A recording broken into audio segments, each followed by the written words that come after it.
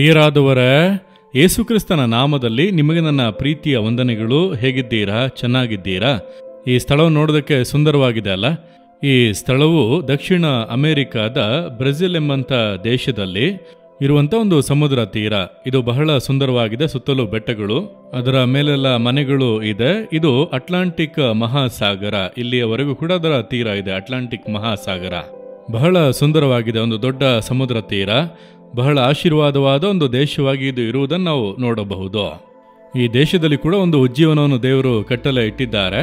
ಅನೇಕ ಜನರು ರಕ್ಷಣೆ ಹೊಂದುತ್ತಾ ಕರ್ತನನ್ನು ಆರಾಧಿಸುವವರಾಗಿ ಬದಲಾಗುತ್ತಾ ಇದ್ದಾರೆ. ಕರ್ತನಿಗೆ ಸ್ತೋತ್ರ. ಈ ದೇಶ ಒಂದು ಕ್ಯಾಥೋಲಿಕ್ ದೇಶ.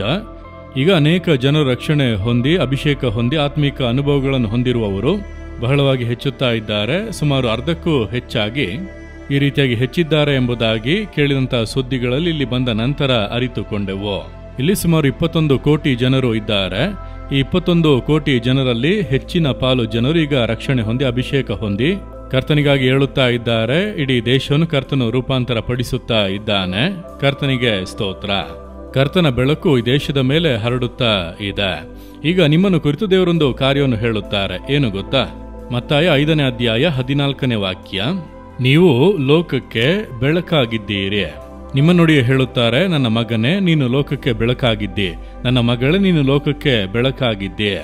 ಈ ಲೋಕ ಇರುಳಿನಿಂದ ತುಂಬಿದೆ. ಪಾಪದ ಇರುಳು, ಶಾಪದ ಇರುಳು, ಸೈತಾನನೆಂಬ ಇರುಳು, ಅನೇಕ ವಿಧದ ಕೇಡುಗಳು, ಇರುಳುಗಳು ತುಂಬಿರುವಂತ ಒಂದು ದುಷ್ಟ ಲೋಕ. ಆತ್ಮೀಕವಾಗಿ ಇರುಳಾಗಿರುವಂತ ಒಂದು ಅವಸ್ಥೆಯನ್ನು ನೋಡುತ್ತಾ ಇದ್ದೇವೆ. ಈ ಇರುಳೆಲ್ಲ ನೀಗಬೇಕು, ಅಂದರೆ ಬೆಳಕು ಬರಬೇಕು. ನಾನು ಚಿಕ್ಕ ಹುಡುಗನಾಗಿದ್ದಾಗ ನಾಲ್ಮಾವಡಿಯಲ್ಲಿ ನಮ್ಮ ಮನೆಯಲ್ಲಿ, ಆಗಿನ ಕಾಲದಲ್ಲಿ ವಿದ್ಯುತ್ ಸಂಪರ್ಕ ಎಲ್ಲ ಅಷ್ಟು ಇರಲಿಲ್ಲ. ಲೈಟ್ ಹಾಕಿದರೂ ಕೂಡ ಅದು ಅಷ್ಟು ಚೆನ್ನಾಗಿ ಕಾಣುವುದಿಲ್ಲ, ಕರೆಂಟ್ ಕಟ್ಟೆಲ್ಲ ಇರುತ್ತಿತ್ತು. ಆಗ ಏನು ಮಾಡೋರು, ದೀಪ ಹಚ್ಚುವರು, ಸೀಮೆಎಣ್ಣೆ ದೀಪ, ಹರಿಕೆಲ್ ಲ್ಯಾಂಪ್ ಎಂಬುದಾಗಿ. ನಮ್ಮ ಮನೆಯಲ್ಲಿ ಕತ್ತಲಾದ ಕೂಡಲೇ ಆ ಒಂದು ಸೀಮೆಎಣ್ಣೆ ದೀಪವನ್ನು ಹಚ್ಚಿ ಇಡುತ್ತಿದ್ದರು. ಆಗ ಯಾವುದೇ ರೂಮ್ಗೆ ಹೋದರೂ ಕೂಡ ಅಲ್ಲಿ ಕತ್ತಲೆ ಇರುತ್ತಿತ್ತಲ್ಲವ, ಹಾಗಾಗಿ ಆ ದೀಪವನ್ನು ಹಿಡಿದುಕೊಂಡೇ ಒಳಗೆ ಹೋಗುವುದು. ಆಗ ಅಲ್ಲಿ ಕತ್ತಲಿದ್ದರೂ ಈ ಬೆಳಕು ಒಳಗೆ ಹೋದ ಕೂಡಲೇ ಅಲ್ಲಿ ಕತ್ತಲೆ ನೀಗಿ ಹೋಗುವುದು. ಆ ದೀಪವನ್ನು ಹೊರಗೆ ತಂದರೆ ಪುನಃ ಅಲ್ಲಿ ಕತ್ತಲೆ ಆವರಿಸುವುದು. ಹಾಗಾಗಿ ಏನ್ ಮಾಡೋರು, ಒಂದು 4-5 ದೀಪಗಳನ್ನು ಇಟ್ಟಿರುವರು. ಮನೆಯ ಎಲ್ಲ ಕಡೆ ಇಟ್ಟರೆ ಮನೆ ಪೂರ್ತಿ ಬೆಳಕಾಗಿ ಇರುವುದು. ಹಾಗಾದ್ರೆ ಇರುಳು ನೀಗಬೇಕಂದ್ರೆ ಏನ್ ಮಾಡಬೇಕು? ಇರುಳೇ ಹೋಗು ಅಂದರೆ ಹೋಗುವುದಿಲ್ಲ, ಬೆಳಕನ್ನು ಅಲ್ಲಿಗೆ ತರಬೇಕು. ಅದನ್ನೇ ದೇವರು ಹೇಳುತ್ತಾರೆ, ಸೈತಾನನೆಂಬಂತ ಇರುಳು ಈ ಲೋಕವನ್ನು ಪಾಪದೊಳಗೆ, ಶಾಪದೊಳಗೆ ಮಾಡಿ ಜನರನ್ನು ಇರುಳಿನಲ್ಲಿ ಇಟ್ಟಿದ್ದಾನೆ. ಆದ್ರೆ ನೀನು ಪ್ರಕಾಶಿಸಿದರೆ ಆ ಬೆಳಕು, ಯೇಸುವಿನ ಬೆಳಕನ್ನು ನಮ್ಮೊಳಗೆ ಸ್ವೀಕರಿಸಿಕೊಂಡು ನಾವು ಬೆಳಕನ್ನು ಪ್ರಕಾಶಿಸಬೇಕು. ಯೇಸು ಲೋಕಕ್ಕೆ ಬೆಳಕಾಗಿ ಇದ್ದಾನೆ. ನಾವು ರಕ್ಷಿಸಲ್ಪಡುವಾಗ ಆತನ ಬೆಳಕು ನಮ್ಮೊಳಗೆ ಬರುತ್ತದೆ.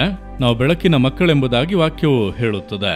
ಅಂದ್ರೆ ನಾವು ಪ್ರಕಾಶಿಸಬೇಕು, ನಮ್ಮ ಜೀವಿತ ಪ್ರಕಾಶಿಸಬೇಕು. ನೀವು ಕೆಲಸ ಮಾಡುವಂತಹ ಸ್ಥಳದಲ್ಲಿ, ಇರುವಂತಹ ಗ್ರಾಮದಲ್ಲಿ, ಪಟ್ಟಣದಲ್ಲಿ, ನೀವು ಬಿಸ್ನೆಸ್ ಮಾಡುವಂತಹ ಸ್ಥಳದಲ್ಲಿ ನಿಮ್ಮ ಜೀವಿತ ಪ್ರಕಾಶಿಸಬೇಕು. ನೀವು ಬೆಳಕಾಗಿ ಇರಬೇಕು. ರಕ್ಷಿಸಲ್ಪಟ್ಟಂತ ಅನೇಕರ ಜೀವಿತ ಇಂದು ಇರುಳಾಗಿರುವುದನ್ನು ನೋಡುತ್ತಾ ಇದ್ದೇವೆ.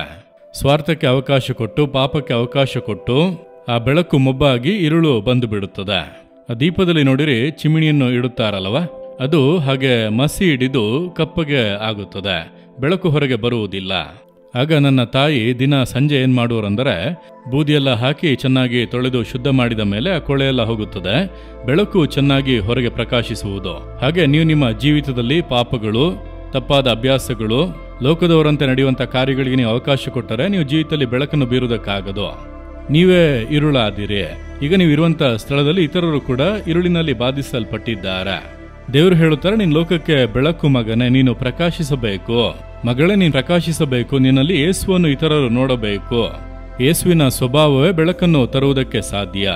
ಅಂದ್ರೆ ನೀವು ನೀತಿಯಿಂದ ಇರಬೇಕು, ಪರಿಶುದ್ಧವಾಗಿರಬೇಕು, ಶಾಂತವಾಗಿ ಪ್ರೀತಿಯಿಂದ ಇರಬೇಕು, ತಾಳ್ಮೆಯಿಂದ ಇರಬೇಕು. ನೀವು ಕೆಲಸ ಮಾಡುವಂತಹ ಸ್ಥಳದಲ್ಲಿ ನಿಮ್ಮನ್ನು ನೋಡುವವರು ನಿಮ್ಮಲ್ಲಿ ಯೇಸುವನ್ನು ನೋಡಬೇಕು. ನಿಮ್ಮ ಗ್ರಾಮದಲ್ಲಿ ಅಂದ್ರೆ ನೀವು ಬೆಳಕು ಬೀರುತ್ತಾ, ಎಲ್ಲ ಕ್ರೈಸ್ತರು ಆ ರೀತಿ ಎದ್ದು ಪ್ರಕಾಶಿಸುತ್ತಾ ಸೈತಾನನ ಇರುಳು ಕಂಪ್ಲೀಟ್ ಆಗಿ ನೀಗಿ ಹೋಗುತ್ತದೆ. ಸೈತಾನಿಂದ ಕಾರ್ಯ ಮಾಡೋದಕ್ಕೆ ಆಗದು, ಇರುಳು ಪೂರ್ತಿಯಾಗಿ ನೀಗಿ ಹೋಗುತ್ತದೆ. ಇದನ್ನೇ ದೇವರು ಬಯಸುತ್ತಾರೆ. ಪ್ರತಿಯೊಬ್ಬ ಕ್ರೈಸ್ತರು ಕೂಡ ಬೆಳಕನ್ನು ಪ್ರಕಾಶಿಸುವವರಾಗಿ ಬದಲಾಗಬೇಕು, ಬೆಳಕಾಗಿ ಬದಲಾಗಬೇಕು. ನೀವು ಬೆಳಕಾಗಿದ್ದೀರಾ, ಇರುಳಾಗಿದ್ದೀರಾ ನೋಡಿರಿ.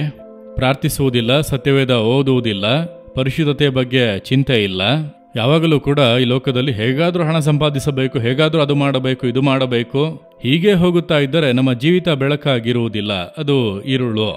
ಈ ಲೋಕದ ಇರುಳು ನಿಮ್ಮನ್ನು ಆವರಿಸಿಕೊಂಡಿದೆ. ಅದನ್ನು ಬಿಟ್ಟು ಹೊರಗೆ ಬಂದು ದೇವರೇ ನಾನು ಪ್ರಕಾಶಿಸಬೇಕು, ಯೇಸುವಿನ ಬೆಳಕು ನನ್ನಲ್ಲಿ ಕಾಣಬೇಕು, ನನ್ನನ್ನು ನೋಡುವಂಥವರು ಯೇಸುವನ್ನು ನೋಡಬೇಕು. ಆ ಒಂದು ಹಂತಕ್ಕೆ ನಿಮ್ಮನ್ನು ಒಪ್ಪಿಸಿ ಕೊಟ್ಟರೆ ನೀವು ಬಾಳುವಂಥ ಸ್ಥಳದಲ್ಲಿ, ನೀವು ವಾಸಿಸುವಲ್ಲಿ, ಕೆಲಸ ಮಾಡುವಲ್ಲೆಲ್ಲ ನಿಮ್ಮ ಮೂಲಕ ಒಂದು ಬೆಳಕು ಉಂಟಾಗುವುದು. ಒಂದು 10 ಕ್ರೈಸ್ತರು ಪ್ರಕಾಶಿಸುವುದಕ್ಕೆ ಆರಂಭಿಸಿದರೆ ಆಫೀಸ್ನಲ್ಲಿರುವಂಥ ಇರುಳೆಲ್ಲವೂ ನೀಗಿ ಒಂದು ದೊಡ್ಡ ಆತ್ಮಿಕ ಬದಲಾವಣೆ ಬರುವುದನ್ನು ನೀವು ನೋಡಬಹುದು. ಇದು ಆತ್ಮಿಕ ಲೋಕದ ಬೆಳಕು. ಈ ಲೋಕದಲ್ಲಿ ಇರುವಂಥ ಬೆಳಕಿನ ಕುರಿತಾಗಿ ಇಲ್ಲಿ ಹೇಳುತ್ತಾ ಇಲ್ಲ. ಆತ್ಮಿಕವಾದ ಬೆಳಕು, ಆತ್ಮಿಕವಾಗಿ ಇರುಳು ಆವರಿಸಿಕೊಂಡರೆ ಅಲ್ಲಿ ಬಾಧೆಗಳು ಉಂಟಾಗುತ್ತವೆ. ನಾವೇ ಪ್ರಕಾಶಿಸಬೇಕು. ಆದ್ದರಿಂದ ದೇವರ ಬಳಿ ಹೇಳಿರಿ, ದೇವರೇ ನಿಮ್ಮ ಬೆಳಕನ್ನು ನನಗೆ ಕೊಡಿರಿ, ನಾನು ಪ್ರತಿನಿತ್ಯವೂ ಕೂಡ ನಿಮ್ಮ ಬೆಳಕನ್ನು ಹೊಂದಿ ನಾನು ನಿಮಗಾಗಿ ಪ್ರಕಾಶಿಸಬೇಕು. ಆ ರೀತಿಯಾಗಿ ದೇವರ ಬಳಿ ಹೇಳುವಿರಾ? ನೀವು ಯೇಸುವನ್ನು ಸಂಧಿಸದೆ, ಯೇಸುವಿನೊಟ್ಟಿಗೆ ಮಾತನಾಡದೆ ಪ್ರಕಾಶಿಸುವುದಕ್ಕೆ ಆಗುವುದಿಲ್ಲ. ಚಂದ್ರ ಸೂರ್ಯನನ್ನು ನೋಡದೆ ತಾನಾಗಿ ಬೆಳಕು ಕೊಡುವುದಕ್ಕೆ ಆಗದು. ಸೂರ್ಯನ ಬೆಳಕು ಚಂದ್ರನ ಮೇಲೆ ಬಿದ್ದು ಅದು ಬೆಳಕು ಕೊಡುವಂಥದ್ದು. ಅಂದ್ರೆ ಅದು ಸೂರ್ಯನನ್ನು ನೋಡಿಲ್ಲ ಅಂದ್ರೆ ಬೆಳಕು ಕೊಡುವುದಕ್ಕೆ ಆಗುವುದಿಲ್ಲ. ಅದೇ ರೀತಿ ನೀವು ಯೇಸುವನ್ನು ಸಂಧಿಸದೇ ಇದ್ದರೆ ನೀವು ಬೆಳಕಾಗಿ ಬಾಳುವುದಕ್ಕೆ ಆಗುವುದಿಲ್ಲ. ಪ್ರತಿನಿತ್ಯ ಆತನನ್ನು ಸಂಧಿಸಬೇಕು, ಮಾತನಾಡಬೇಕು, ಆತನ ಬೆಳಕು ನಮ್ಮೊಳಗೆ ಬರಬೇಕು. ಹೇಳುವಿರಾ, ಯೇಸುವೇ ನೀವು ನನ್ನನ್ನು ಲೋಕಕ್ಕೆ ಬೆಳಕಾಗಿ ಇಟ್ಟಿದ್ದೀರಿ, ನನ್ನನ್ನು ನಂಬಿ ನನ್ನನ್ನು ಬೆಳಕಿನ ಮಗುವಾಗಿ ಮಾಡಿದ್ದೀರಿ, ನಾನು ಪ್ರಕಾಶಿಸಬೇಕು, ನಿಮ್ಮ ಬೆಳಕು ನನ್ನೊಳಗೆ ಬರಲಿ. ನಾನಿರುವಂತಹ ಸ್ಥಳದಲ್ಲಿ, ವಾಸಿಸುವಂತಹ ಸ್ಥಳದಲ್ಲಿ ಬೆಳಕನ್ನು ಬೀರಬೇಕು. ಇರುಳಿನ ಶಕ್ತಿಗಳಿಗೆ ಒಂದು ಅಂತ್ಯವನ್ನು ಉಂಟು ಮಾಡಬೇಕು. ನನಗೆ ಕೃಪೆ ಕೊಡಿ. ನನ್ನನ್ನು ಆ ರೀತಿ ಬೆಳಕಿನ ಮಗನಾಗಿ, ಮಗಳಾಗಿ ಆಶೀರ್ವದಿಸಿ. ಯೇಸುವಿನ ನಾಮದಲ್ಲಿ ಆಮೇನ್, ಆಮೇನ್. ಜೀಸಸ್ ರಿದೀಮ್ ಕನ್ನಡ ಯೂಟ್ಯೂಬ್ ಚಾನಲ್ ಅನ್ನು ಸಬ್ಸ್ಕ್ರೈಬ್ ಮಾಡಿ.